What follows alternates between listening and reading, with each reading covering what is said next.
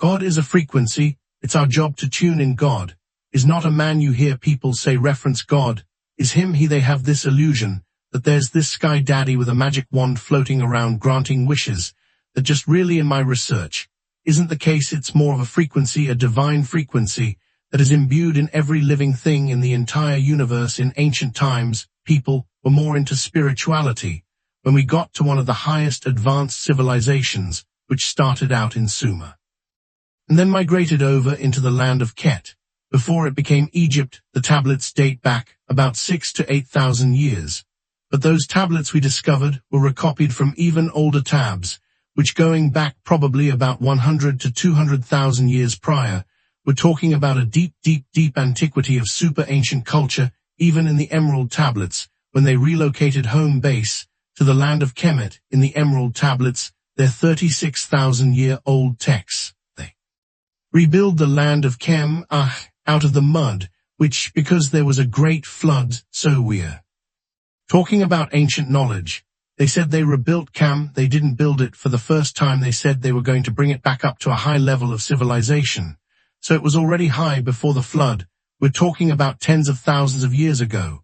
And so they begin to create these mystery schools at this dawn of this new era 36,000 years ago. The gentleman who started this, his name was Thoth, and he's known as a wisdom keeper. He's known all over the entire world, and every continent I've been to, there's a depiction of him.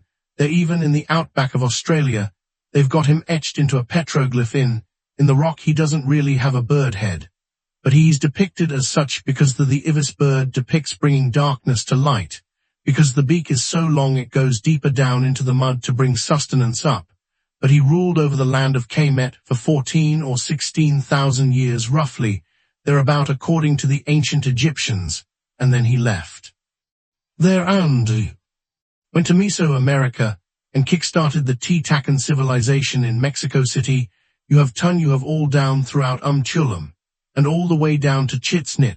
That was all his master architectural plan, and Titian is part of his African name, which is also known as Tudi, and Titian in Mexico really means the city of Tudi that he built out there. So he left there, and that's why the pyramid complex there mirrors the one at Giza in Africa. And so these mystery schools started, and so these mystery schools were to teach the spirituality to adept initiates and pass it down through verbal teachings.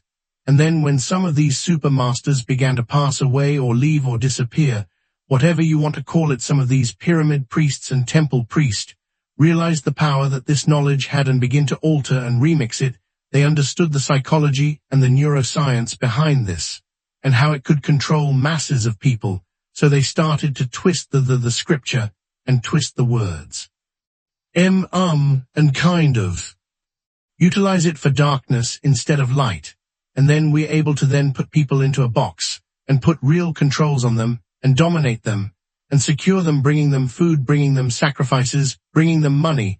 The sacrifices were not for God. The sacrifices were so they can eat. If you go to Egypt, you go to all these temples, you'll find the storehouses where all the sacrifices would be put and salted and stored and hung and dried so that these people can have food to eat, because they weren't going to go hunting for anything. They weren't going to grow any crops. So it was all the big, so they took his teachings, his spiritual teachings.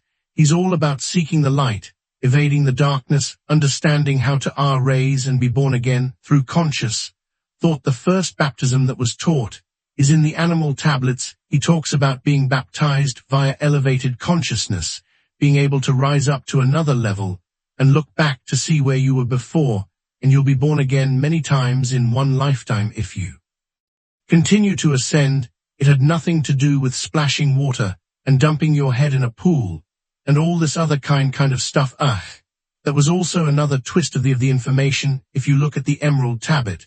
So I wrote this book called Compendium of the Emerald Tablets, which has been a bestseller worldwide for 4 years. It's now, I think, currently number one out of 3 million books in ancient civilizations. In that book, I put the New Testament where Jesus is speaking, and I put both the Atlan words from the Emerald Tablets side by side, and you see that Jesus is literally mimicking what he learned from the ancient Mr. schools, which he learned directly from the Egyptian mysteries from the Atlanteans' teachings.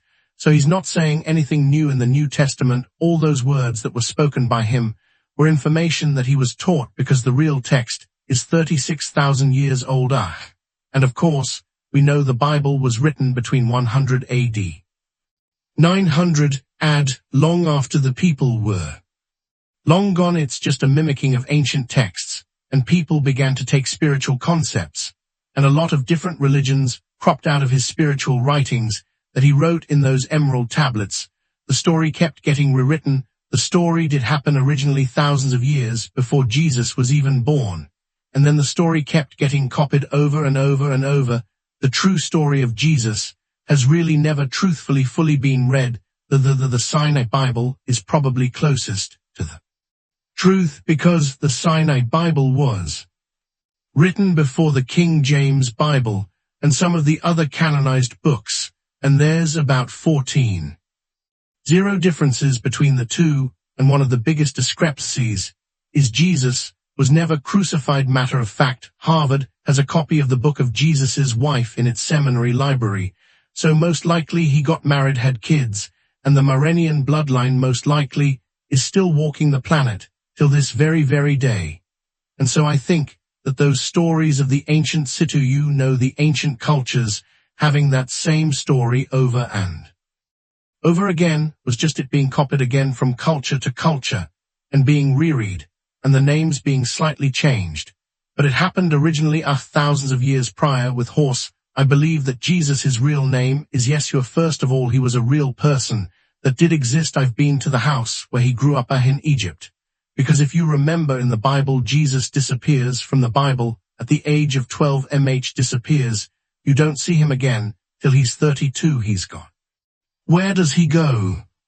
The Gospel of the Holy 12, which was left out of the Bible, has the answer. He goes to Egypt. I've been there. If you go to Coptic Cairo, you can go to the house where Jesus and his mother lived in their inn in that area. And they turned it into like a crypt now, so you can go there, you can, see whether the bed he slept in, and everything is still there. And he was learning the Egyptian mysteries from there. He went all the way up into Tibet to learn Reiki healing and Shung. And that's been confirmed by the Dalai Lama. And then he left from there and went down into India to learn the mystic arts, teaching reincarnation all the way back to Egypt. And then the Bible picks up, I called my son out of Egypt. And then you see him appear on the back of a donkey in Jerusalem at the age of 32. And that's where the Bible text picks him back up as coming back in. But he was a very spiritual being. He was a virgin birth. And what's interesting is in the Apocrypha text, the text that was kept out of the Bible, you discover his grandmother Mary's mother was also a virgin birth. And if you look at the Samaran tablets, you discover that these virgin births were not unusual. They were experimenting in these types of in vitro fertilization techniques, where they would take an egg and put it in the womb, and take it to term not their egg, another woman's egg. And they have this whole section in Egypt called the Hayor Temple at Dendera, where they had these birthing centers where they were doing this. So he was a virgin birth, and so is his grandmother was also a virgin birth. They were planted on this timeline for a specific reason by the people who control from behind the scenes, which were these. They call themselves the Danas of Destiny in the Sumerian tablets.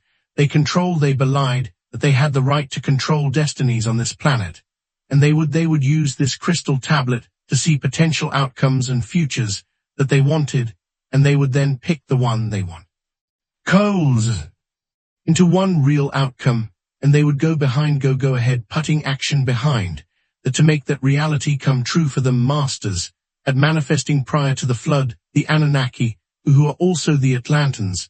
That's the same people. The Atlantan is a civilization. Andoni means those who came from heaven to earth.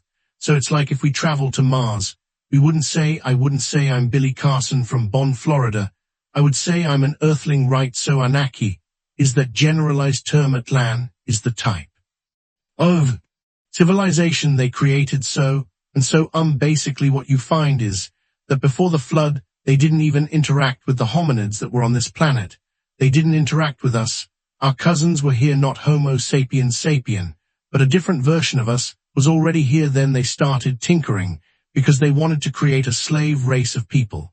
And then after the flood, they decided to utilize this new tinker genetically modified version of a Homo sapiens sapien, and they would create leaders of these areas, like for example a pharaoh would be, and the initial pharaohs would be a direct bloodline of one of these Anunnaki people. In other words, it would be half human and half Anunnaki, where the term demigod comes from in Greek and Rome, and all of that and so they would be that liars on that bloodline liaison between them and the people as time continued to go by, and in cultures, and the way that the economics and the civilizations and the kingship and everything changed, they began to then, for whatever reason, handpick specific people to do specific things, and they would then create these genetically modified or bloodline people.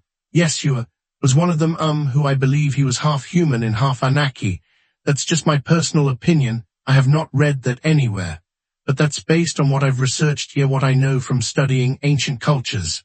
I believe that he was not one. He himself said he's not of this world. I believe that he was a chosen one for whatever the full mission was, and I think the real mission was to bring a certain level of Christ consciousness, which existed before Jesus Christ. The terminology ever came to be Christ consciousness is ancient, it's super ancient, and it's a certain level of consciousness.